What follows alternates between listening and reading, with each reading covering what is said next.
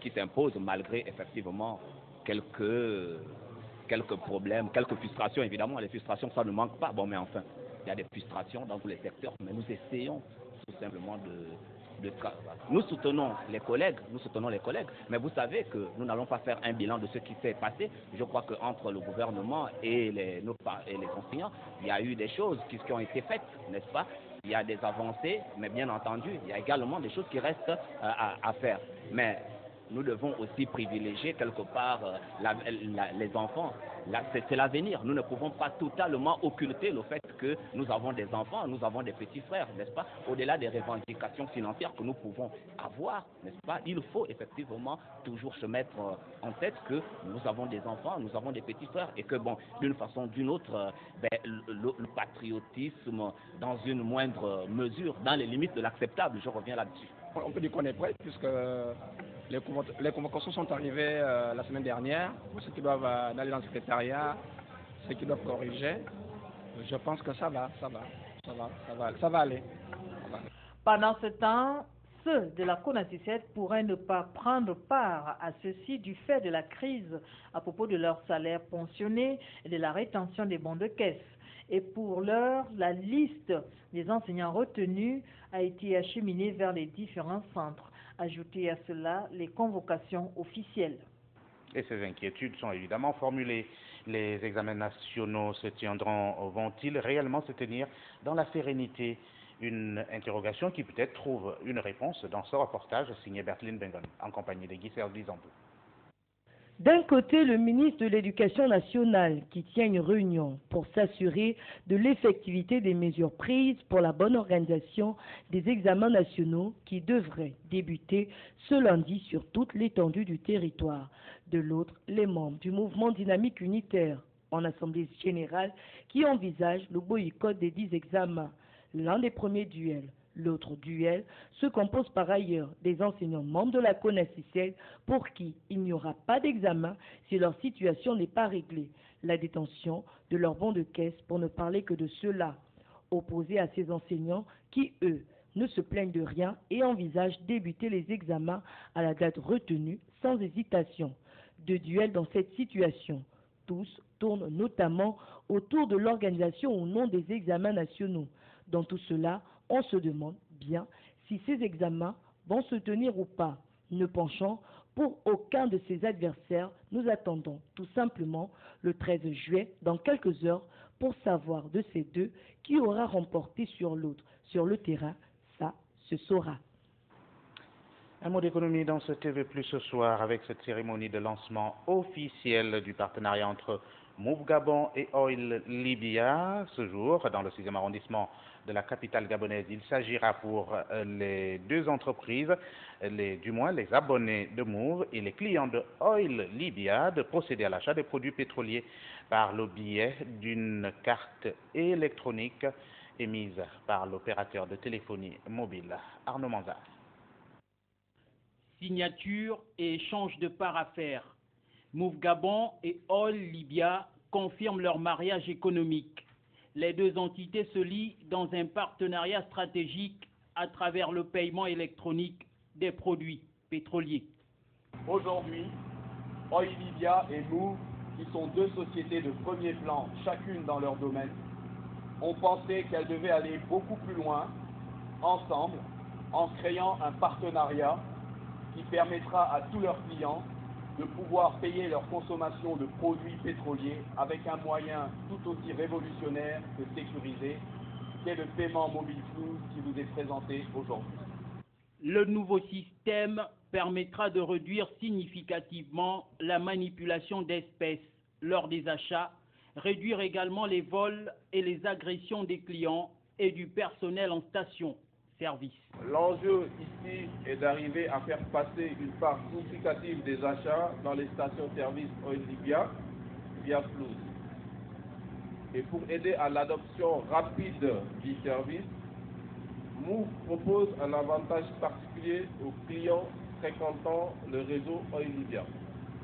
Ainsi, quelle que soit la nature de son achat dans une station Oil Libya, à partir du moment où le client paye par Flouz, qui reçoit une récompense équivalent à 25% de la valeur de son achat sous forme de crédit téléphonique automatiquement déposé sur son compte. Petite démonstration, ainsi les abonnés Move et clients de Oil Libya qui auront fait le plein d'essence pour 40 000 francs CFA par exemple, payés par Flouze, recevront automatiquement un crédit téléphonique de 10 000 francs CFA. Aussi, Move Gabon offre la possibilité aux abonnés de transférer de l'argent à un proche à Libreville ou en province en utilisant le réseau de stations-service Oil Libya, à la fois pour faire un dépôt ou un retrait. La page politique de CTV+ ce soir avec cette tournée entreprise par le président de l'Alliance démocratique et républicaine dans plusieurs quartiers de la capitale gabonaise, des quartiers disséminés à travers les arrondissements. Bien entendu, une série de rencontres qui avait démarré, on s'en souvient, le 20 juin dernier et qui s'est achevée ce 2 juillet 2015 avec l'étape de Bellevue 2. Voici le reportage. De l'Alliance démocratique et républicaine, une formation politique de l'opposition a organisé récemment une causerie politique au quartier Bellevue 2. Objectif, parler des questions brûlantes de l'heure. Le président de l'ADER a tout d'abord dénoncé l'absence de transparence électorale au Gabon, indiquant que les échéances 2016 ne seraient véritables au vu de la situation. Deuxième aspect abordé au cours de son intervention, le problème d'acte de naissance du chef de l'exécutif. Ce dernier qualifie de faux usage de faux ce papier d'état civil délivré et fustige l'attitude de l'administration de Nantes en France qui vient de sortir un nouvel acte de naissance au chef de l'exécutif. Elle fait tout de même incompréhensible. Depuis le temps qu'on en parle, le service en question n'avait jamais sorti encore d'acte de naissance. Il y a un compatriote qui est en France qui a adressé une lettre à ce service-là en novembre 2004. Le service lui a répondu qu'il n'y a pas de trace d'acte de naissance dans le service ici de M. Ali Bongo. Celui qui avait écrit avait dit l'acte de naissance de M. Alain Bernard Bongo. Le service nous répond qu'il n'y a pas d'acte de naissance de M. Ali Bongo. Nous supposons qu'ils ont bien regardé sur les registres à Alain Bernard Bongo et très certainement qu'ils n'ont rien trouvé. Et pour être sûr, ils ont dû aller chercher Ali Bongo. Ils n'ont rien trouvé. Et curieusement, il y a quelques jours, on nous sort un extrait d'acte de naissance avec le 19 février 1959 né à Brazzaville, Alain Bernard Bongo, un point, un trait. Il n'y a ni le nom du père, ni le nom de la mère. Nous considérons que ça ne nous avance pas. Voilà qui suscite pas mal de débats, quoi de plus normal, puisque tout semble avoir été inventé de toutes pièces, simplement pour contenter le pouvoir en place. Des hommages encore dans cette édition d'information et c'est la dépouille de M. Victor Ngimbi Mabika, père de notre collaborateur Eric Mouiti, chef de service réalisation à la télévision du futur, qui a été exposé à Gabosep ce matin avant le départ pour le kilomètre 80 de la capitale gabonaise. Les hommages de ses collaborateurs du groupe BO Communication étaient bien de mise. Nous avons ce reportage signé Berline Bengonegui, Serge Duzambo. Décédé le 6 juillet dernier des suites d'une longue maladie, la dépouille de M. Victor Ngimbi Mabika, père de notre collaborateur, chef de service réalisation, Eric Mouti, a été exposée ce matin à Gassebga. Autour de cette dépouille, parents, amis et connaissances dans la consternation. Les membres du groupe BOC ont eux aussi tenu à soutenir l'un des leurs affligé par ce drame. Une délégation conduite par la secrétaire de rédaction pour le dépôt de la gerbe de fleurs. Quelques heures de recueillement encore avant que la dépouille et ceux désireux d'accompagner Victor Ngimbi Mabika à cette dernière demeure ne s'embarquent pour le PK80 sur la route de Congo à son domicile familial où doit également se tenir une veillée avant l'inhumation au cimetière familial dans la même zone le samedi 11 juillet 2015. L'émotion a été insoutenable pour la famille qui dès à présent devra accepter de compter ses jours sur terre sans la présence physique à leur côté de cet homme dont les éloges en disent bien long sur la personne. Comme le dit-on, à pareille circonstance, Dieu a donné, Dieu a repris. Ce n'est là qu'un simple au revoir auprès du Père demain. Nous y serons. Et que la terre lui soit légère. À l'étranger, à présent, allons-y au Tchad pour parler d'un ancien chef de ce pays, un ancien chef de l'État. Il s'agit du Tchadien Goukouni Ouédéi qui a refusé de témoigner contre Hissène Habré devant le tribunal lors du procès qui devra en principe s'ouvrir le 20 juillet à Dakar au Sénégal. Il n'estime pourtant pas que celui qui l'a déposé en 1982 est innocent des crimes qui lui sont reprochés.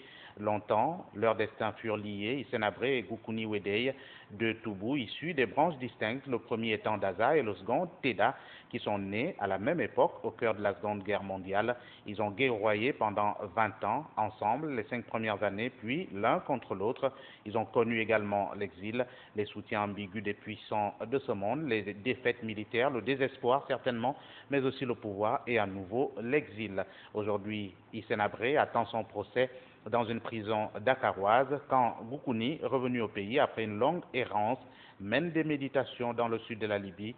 Il y a quelques mois encore, au Burundi, depuis peu, toujours aussi taiseux, l'homme du Tibesti reçoit dans la villa que lui a allouée l'État à N'Djamena et parle de son ancien rival comme d'ami d'enfance depuis longtemps perdu de vue, mais jamais vraiment oublié. Au Nigeria, toujours des violences perpétrées par la secte islamiste Boko Haram et la tête dirigeante des attentats de Boko Haram à Jos et Zaria au Nigeria, responsable de la mort de plus de 70 personnes depuis le début de la semaine, a été arrêté en milieu de cette semaine par l'armée nigériane. Un cordon de sécurité mis en place après les attaques a conduit à l'arrestation justement du baron et 2 complices dans l'état de Gombe au nord-est du pays. C'est ce qu'a indiqué Sani Ousmane, le porte-parole de l'armée nigériane. Rappelons que les attaques de dimanche dernier visaient une mosquée et un restaurant à Jos, au centre du pays, et qui ont fait au moins 51 morts, selon Mohamed Abdoul Salam, le coordinateur de l'Organisation nationale de gestion des urgences. On a noté que c'était mardi, une explosion dans les bureaux de l'administration locale à Zaria, au nord-est du Nigeria, et qui a fait un total de 25 morts. Un kamikaze qui s'est fait exploser dans le bâtiment au moment où des fonctionnaires faisaient la queue pour des contrôles d'identité. Au cours de cette dernière semaine, quelques 200 personnes ont péri dans des attentats attribués à la secte islamiste Boko Haram en raison des attaques qui se multiplient. La police fédérale a annoncé en début de semaine un renforcement de la sécurité dans les lieux de culte musulmans.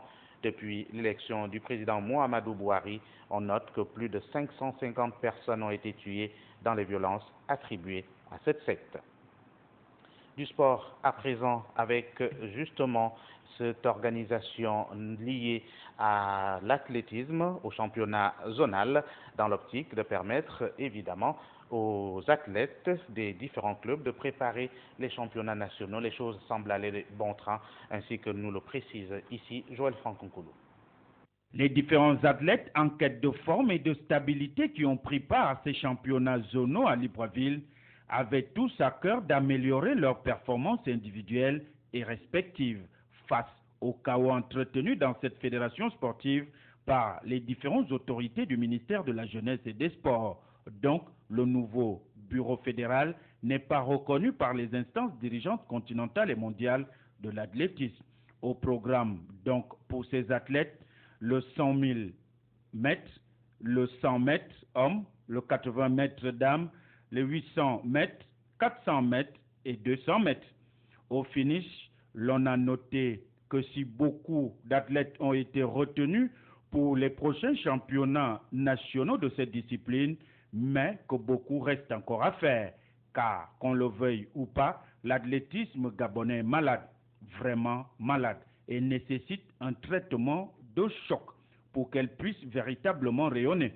Au ministère de la Jeunesse et des Sports, au Comité national olympique gabonais et aux différents bureaux fédéraux de fumer, pourquoi pas une fois pour toutes, le calumet de la paix pour que l'athlétisme gabonais repartent sur de nouvelles bases, sinon c'est la mort assurée pour cette discipline sportive dans notre pays, le Gabon. Et cette remise de dons aux ligues de handball de l'Estuaire, justement, pour les prochains championnats nationaux. Le reportage est toujours de Joël Franck-Nkoulou. Cérémonie sobre et plein d'enseignements pour les différents présidents et représentants des clubs de volleyball affiliés à la Ligue de volleyball de l'Estuaire. Car après la coupe de fin de saison, le président de cette ligue en a profité pour faire un don de matériel sportif à ses clubs. C'est un sentiment de satisfaction si la Ligue fait des efforts pour offrir à ces clubs du matériel pour favoriser leur participation. On ne peut que louer ces efforts. Et comme je disais en offre, si tout le monde offrait un peu, on aurait beaucoup. Pour le président de la Ligue de volleyball de l'Estuaire, ce geste vient tout simplement appuyer et encourager les efforts consentis par les différents clubs afin qu'ils s'adonnent, pourquoi pas, à la formation. Dans les préparatifs du championnat national, la Ligue a prévu un don pour chaque club afin de mieux préparer ce championnat national. Ce sont des ballons de volleyball, les ballons d'entraînement, je précise bien, ce sont les ballons d'entraînement qui vont être, que chaque club ici devra recevoir, plus un filet. Et ces filets qui pourront être également utilisés pour les entraînements. Le volleyball au Gabon, c'est le parent pauvre de toutes les fédérations. Je pense, je suis très satisfait du président de la Ligue de volleyball d'Estuaire pour ce geste. Même s'il n'est pas énorme, mais il est essentiel quand même pour nos jeunes en formation. Que ce soit le filet ou les ballons de mini-volley, ça va nous servir énormément pour préparer les jeunes qui montent pour la première division. Si ce geste a été apprécié à sa juste valeur, reste maintenant aux différents utilisateurs d'en faire bon usage. Et la page éphéméride de cette édition d'information, d'abord la citation du jour. La justice, c'est 6000 ans d'erreurs judiciaires. Elle est de Robert Brasillac. Le proverbe du jour, le voici. Les bons amis sont comme les étoiles, tu ne les vois pas toujours, mais tu sais qu'ils sont toujours là. Proverbe africain. Demain, nous serons le samedi 11 juillet 2015. Nous serons dans le 192e jour de l'année. Il nous en restera 173 avant l'an 2016 et nous serons presque à la fin de la 28e semaine. Les prénoms à fêter dès demain, c'est bien tous ceux qui portent pour prénom Benoît, comme Benoît Mwamba ou Olga, qui méritent votre sourire dès demain. Et ce communiqué de la Direction générale de TV+, au compteur 2120 jours que le ministère de la Communication séquestre le matériel de TV+, et ce depuis le 30 août 2009 à 17h, date de la dernière élection présidentielle. Les équipements audiovisuels, satellitaires et d'émissions UHF Libreville de TV+, installés à la Cité de la démocratie et qui permettaient une télédiffusion nationale et internationale, sont encore séquestrés par le ministère de la Communication. TV+ réclame ces équipements audiovisuels au nom de la liberté de presse tant clamée en République gabonaise. C'est la fin de ce TV+ ce soir. Juste vous rappeler qu'après cette édition d'information, vous suivrez l'intégralité de la tournée entreprise par le président de l'Alliance démocratique et républicaine, le président Dijob Divungi Diding, qui a rencontré depuis le 20 juin dernier les populations dans différents quartiers de la capitale. La dernière étape, vous la suivrez intégralement juste après ce journal. Merci. Bonsoir. À la semaine prochaine.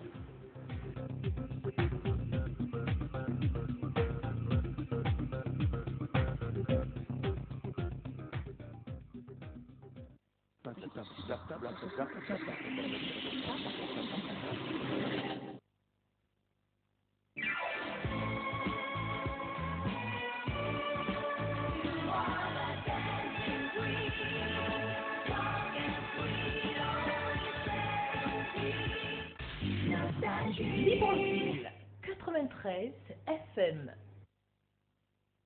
Seigneur, purifie-moi avec l'hysope et je serai pur. Lave-moi et je serai plus blanc que neige. Depuis l'Égypte, Dieu dit à Moïse d'utiliser l'hysope pour purifier les habitants de son peuple. L'hysope est aussi utilisé pour la protection de votre foyer, votre appartement et pour vous purifier en toutes circonstances. C'est aussi une plante thérapeutique.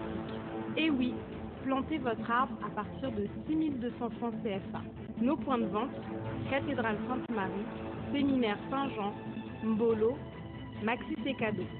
Infoline 07 32 42 82. L'ISOP à tout prix dans le sang du Christ.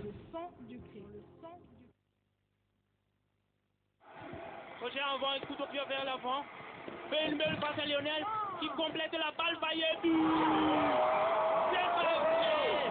Superbe. Troisième victoire dans le groupe. Émotion jusqu'à l'ultime minute. Il n'y a pas que football sans 33 Export. 33 Export, supporter numéro 1 du football. Sodraga baisse les prix. Rafraîchissez-vous à prix bien glacé. 500 francs, petite bouteille, petit prix, partout au Gabon. Tarif valable sur les bouteilles de 50 centilitres. Coca-Cola, Coca-Cola Zéro, Fanta, Sprite et Gino.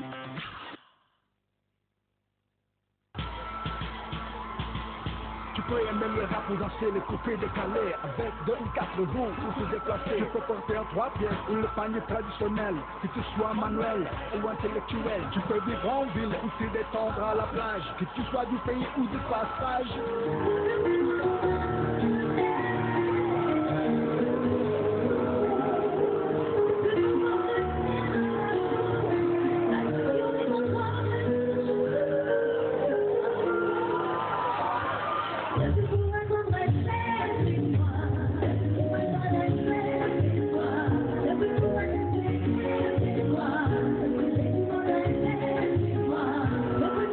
A été heureux de vous accompagner pour la fête de la musique 2015. Castelbière, One People, One Beer.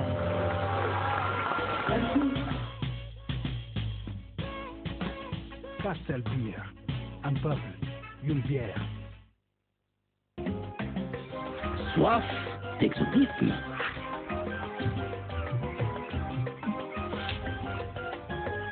Nouvelle Slim Can 25 centilitres. Savourez de l'exotisme en boîte. Booster Pina Colada, maintenant également disponible en slim. L'abus d'alcool est dangereux pour la santé, à consommer avec modération. On y va les talendiers. Motivé, c'est fort. 500. Allez, 500 et c'est versé ou quoi? Rapide, 200 et c'est versé ou quoi? 10 000. Allez, 10 000 et c'est versé ou quoi? Mais c'est chaud ici, c'est chaud. Donne-moi une carte de recette, move de 1000 francs. Move. Oh. Mon frère, ici, on ne gagne pas. On verse. Ici, c'est versé ou quoi? Si tu veux, tu verses. Mais donne-moi aussi, verse-moi ça. Ah, allons-y, allez, blanc pour ça. C'est versé ou quoi? Allez, blanc pour ça. eMove, c'est la recharge électronique de Move. Rechargez rapidement, sans gratter et bénéficiez de 100% de bonus à partir de 100 francs CFA. 100% de bonus vers tous les réseaux. Là, c'est vraiment versé. Nous les mettons.